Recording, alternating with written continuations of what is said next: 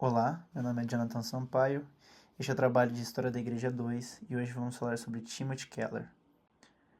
Timothy Keller, também conhecido carinhosamente por Tim Keller, nasceu no dia 23 de setembro de 1950, na cidade de Allentown, Pensilvânia, Estados Unidos. Ele era filho de William e Louise Keller e cresceu em um lar de valores cristãos. Desde jovem, ele demonstrou um grande interesse por filosofia, literatura e questões existenciais, o que mais tarde isso também iria influenciar a sua forma de comunicar o evangelho de maneira racional e acessível. Ele se formou em estudos religiosos pela Bucknell University e mais tarde obteve mestrado em divindade no Gordon Conwell Theological Seminary e doutorado pelo Westminster Theological Seminary. Não se sabe exatamente quando foi a conversão de Tim Keller, mas acredita que foi no período nos anos universitários, enquanto estudava em Bucknell. Embora ele tenha sido criado num contexto cristão, foi no período da faculdade, da universidade, que ele realmente compreendeu e abraçou o evangelho, influenciado por líderes estudantis e pelo movimento evangélico que enfatizava um relacionamento pessoal com Cristo. Essa experiência marcou profundamente sua vida e direcionou sua vocação pastoral e teológica, que posteriormente iria falar diretamente num contexto cético e de pós-modernidade. Então, após a sua formação teológica, Keller ele serviu como pastor numa igreja presbiteriana chamada Hopewell Presbyterian Church, na Virgínia, mesmo estado onde ele nasceu, e ele permaneceu nessa igreja por cerca de 9 anos. E em seguida ele foi professor no Westminster Theological Seminary, lecionando sobre teologia prática e o ministério pastoral. Mas foi no ano de 1989, junto com a sua esposa Katie e um pequeno grupo missionário, que ele fundou a Redeemer Presbyterian Church em Manhattan, na cidade de Nova York. A igreja cresceu muito rapidamente, tornando-se uma das congregações mais influentes dos Estados Unidos, especialmente para alcançar jovens profissionais, artistas intelectuais, um público tradicionalmente distante da fé cristã. Contexto esse que direcionou completamente o ministério de Timothy Keller, pois ele abordava um conteúdo que falava com esse público, um conteúdo que falava sobre a pós-modernidade, sobre o ceticismo, sobre uma pluralidade nos dias de hoje, e conversava diretamente, utilizando de uma conversa racional, ao mesmo tempo que não abria mão das crenças e da ortodoxia cristã. E além da Redeemer, o Timothy Keller, foi um dos fundadores da Redeemer City to City, uma organização voltada para a plantação de igrejas em grandes centros urbanos ao redor do mundo, começando lá nos Estados Unidos por ele. O seu ministério foi marcado por uma abordagem equilibrada entre razão e fé, tradição e cultura contemporânea, destacando-se pela clareza e profundidade teológica, aliadas a uma linguagem pastoral e acessível. Timothy Keller sempre quis ser claro e direto sobre como lidar com os dilemas da sociedade atual, com os dilemas contemporâneos, ao mesmo tempo que se tem uma fé que pensa e uma razão que sente, sendo referência do evangelho em meio a uma cultura cética marcada pelo pecado. Timothy Keller, ele é um autor muito referência nos contextos atuais de pós-modernidade.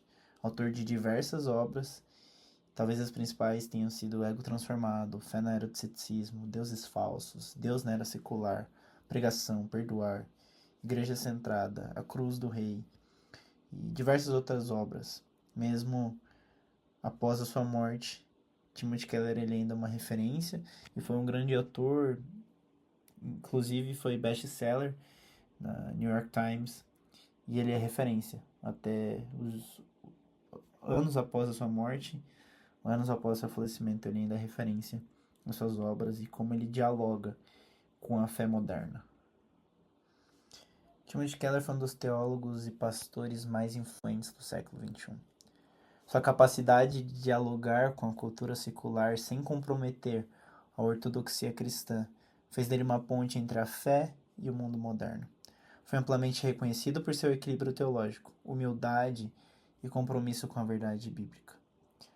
Durante a sua vida, Timothy Keller buscou combater o ceticismo intelectual e o materialismo urbano por meio de um evangelho centrado na graça. Mesmo após ser diagnosticado com câncer pancreático em 2020, continuou pregando e escrevendo até seu falecimento em 19 de maio de 2023, demonstrando uma fé, serenidade e esperança cristã até o fim de sua vida. Timothy Keller ele teve um ministério muito marcante até o final de sua vida, deixando um legado incrível, mesmo após a sua morte, mesmo numa morte num contexto de dor, de sofrimento, de doença. O Senhor utilizou da vida dele para comunicar num público específico, num contexto de pluralidade, num contexto onde o conhecimento e a razão têm tomado o lugar das pessoas no mundo secular. Timothy Keller ele combateu e pregou diretamente com esse público, tentando ser relevante, tentando demonstrar e apontar para a graça de Deus, mesmo nesse meio de secularismo, de ceticismo.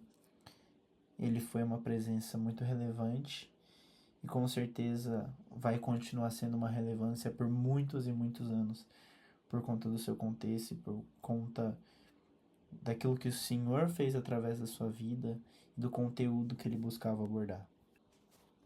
Algumas lições que a gente pode tirar com o ministério e a vida do Timothy Keller. Ele era uma pessoa fiel ao Evangelho. Ele sempre manteve a centralidade de Cristo e da graça em toda a teologia e ministério.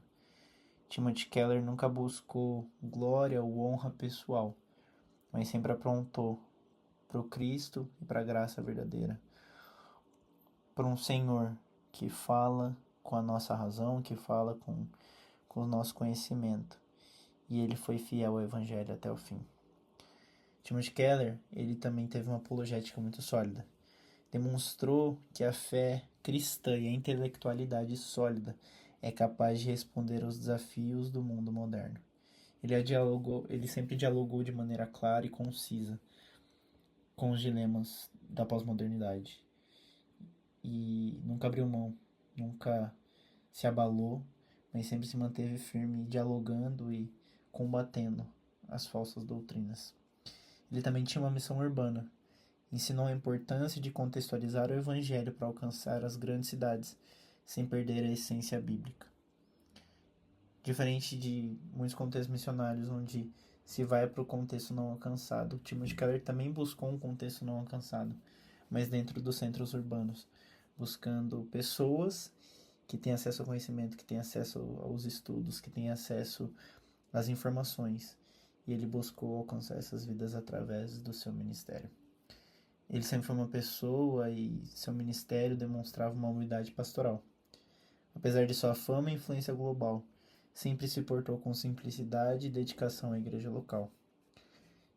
E no seu contexto de fim de vida, no contexto de câncer, de doença, ele demonstrou esperança através da dor e sofrimento. Sua postura diante da doença e da morte foi um testemunho poderoso de confiança em Cristo. Mesmo no fim da sua vida, ele demonstrou a sua fidelidade e seu amor a Cristo no meio da sua doença. E este foi um pouco da vida sobre o grande e famoso Timothy Keller. Uma referência e pessoa relevante no contexto atual do século XXI e que acompanha toda a história da igreja. Com certeza, daqui 50, daqui 100 anos, daqui 150 anos, se o Senhor permitir, ele ainda vai continuar sendo uma referência. Não por glória ou honra pessoal de Timothy Keller, mas porque o Senhor utilizou da vida dele para atuar em contextos específicos, para dialogar com a fé, com a razão. E esse foi o trabalho de História da Igreja 2. Muito obrigado.